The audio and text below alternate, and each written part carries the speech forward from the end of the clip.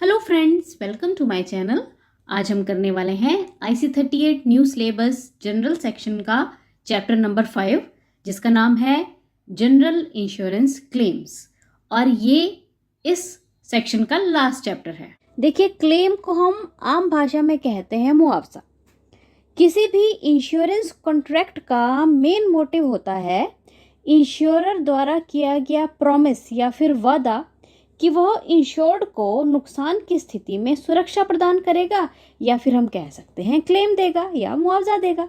इस चैप्टर में हम बात करेंगे उस प्रोसीजर और डॉक्यूमेंट्स की जो कि क्लेम या फिर मुआवजे की स्थिति में चाहिए होते हैं। Settling claims professionally is regarded as the biggest advertisement for an insurance company.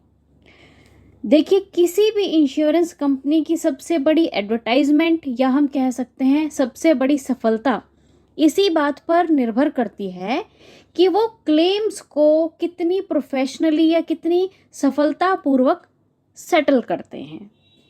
Policy conditions provide that the loss be intimated to the insurer immediately.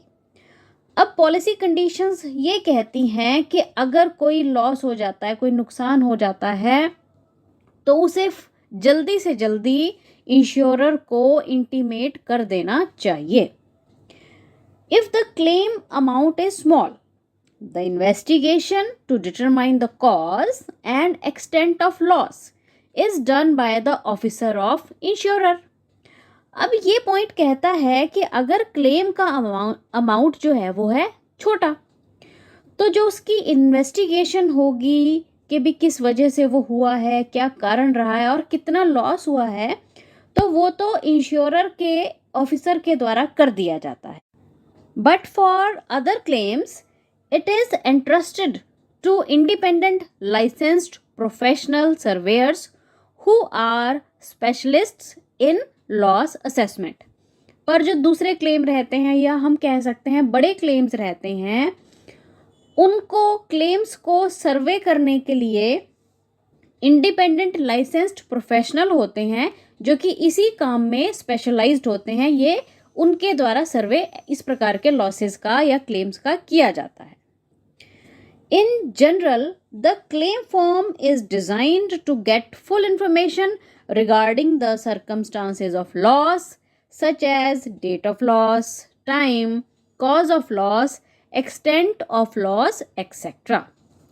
अब इस पॉइंट में ये कहा गया है कि अगर हम जनरली बात करें, एक क्लेम फॉर्म में जो लॉस हुआ है उसके रिगार्डिंग पूरी इंफॉर्मेशन जो है हमें देनी पड़ती है। मतलब उसको डिज़ाइन ही इस प्रकार से किया गया होता है कि उसमें पूरी जानकारी देनी पड़ती है, जैसे कि किन सरकमस्टांसेस में लॉस हुआ, क्या डेट थी, क्या टाइम था, क्या उसका कारण रहा और कितना लॉस हुआ है, एक्सेट्रा एक्सेट्रा। तो ये सारी जानकारी फॉर्म में देनी पड़ती है। Settlement of the claim is made only after obtaining a discharge under the policy.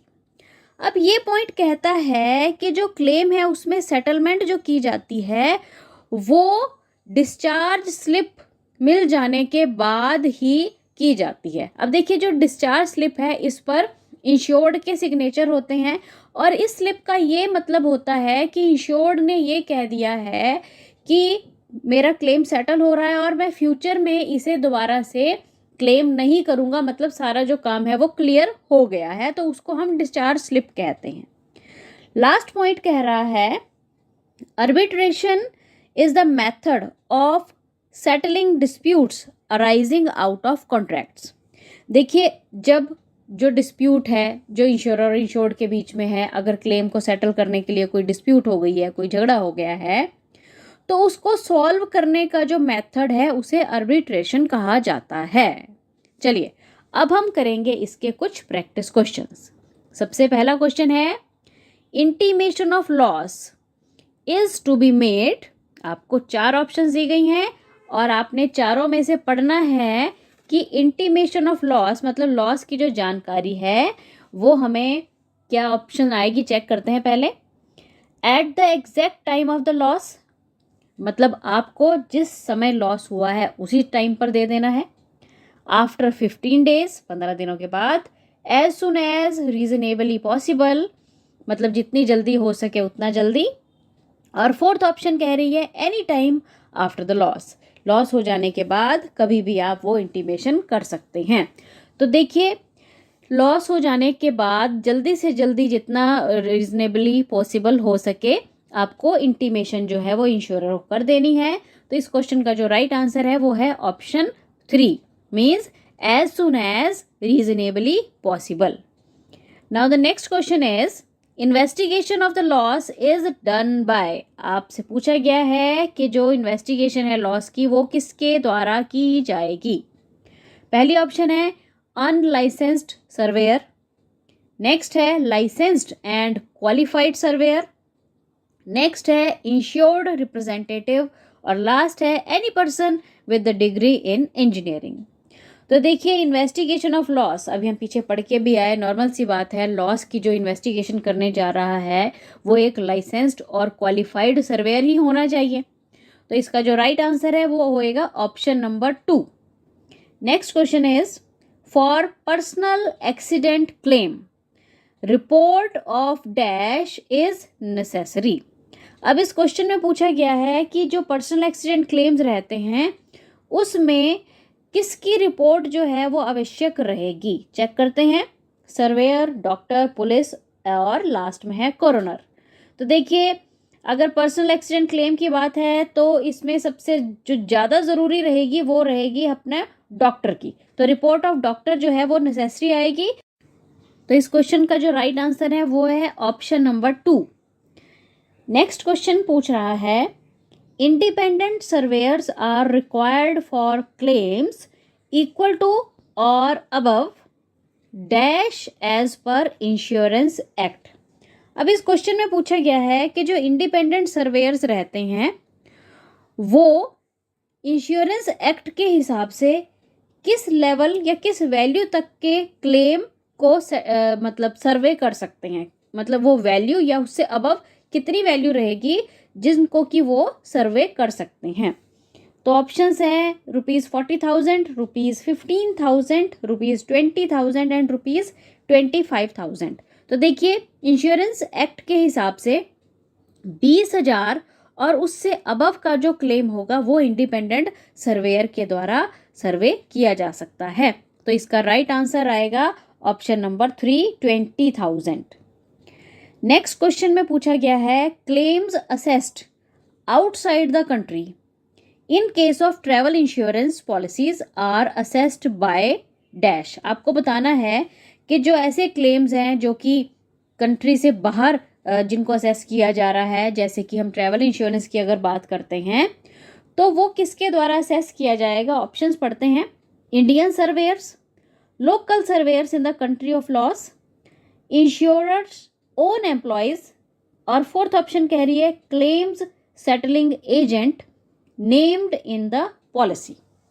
तो देखिए, ऐसे क्लेम्स में ना तो इंडियन सर्वेयर आएगा, ना ही उस कंट्री का लोकल सर्वेयर आएगा, ना ही इंश्योरर की अपने एम्प्लॉयज़ आएंगे।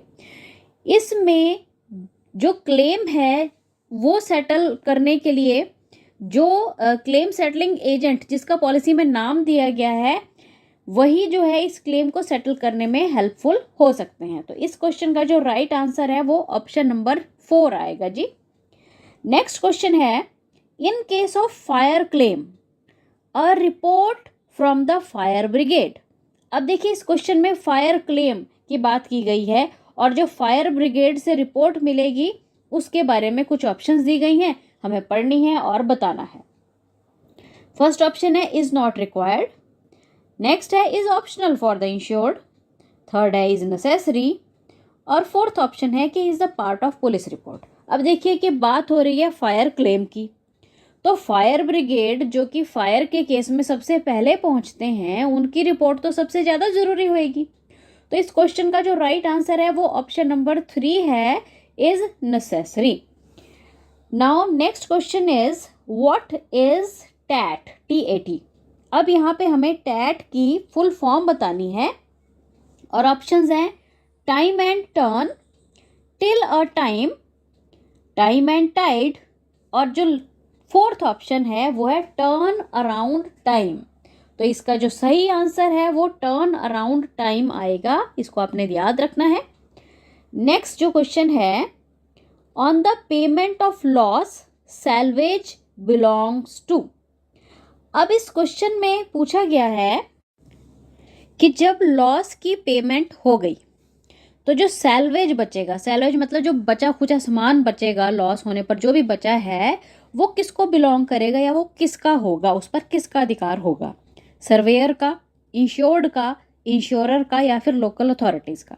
तो देखिए जो सैल्वेज है वो बिलोंग करेगा इंश्योरर को, तो इसका जो राइट आंसर है वो ऑप्शन नंबर 3 आएगा। Now the next question is, arbitration is a claim settlement process done by dash। आपको बताना है कि जो arbitration एक क्लेम सेटलमेंट का एक प्रोसेस है वो किसके द्वारा किया जाता है।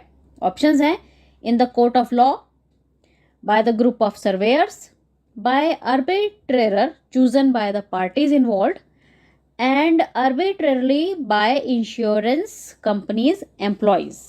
तो देखिए जो आर्बिट्रेशन है, मध्यस्थता का जो काम है क्लेम सेटलमेंट में, वो किया जाता है ऑप्शन नंबर 3 किसी आर्बिट्रेरी के द्वारा, जो कि दोनों पार्टीज की सहमति से जिसको चूज किया गया है, माना गया है, तो उसके द्वारा ये सेटलमेंट की जाती है। तो ऑप्शन नंबर 3 इसका राइट आंसर आएगा। अब लास्ट में आप लोगों के लिए एक है बोनस क्वेश्चन, आपको इसे ध्यान से पढ़ना है और मुझे आंसर इसका आपको कमेंट करके बताना है। तो क्वेश्चन है, settlement of claim is made only after obtaining a dash under the policy. तो इसकी ऑप्शंस पढ़िए और राइट आंसर मुझे कमेंट करके बताइए। Thank you and best of luck.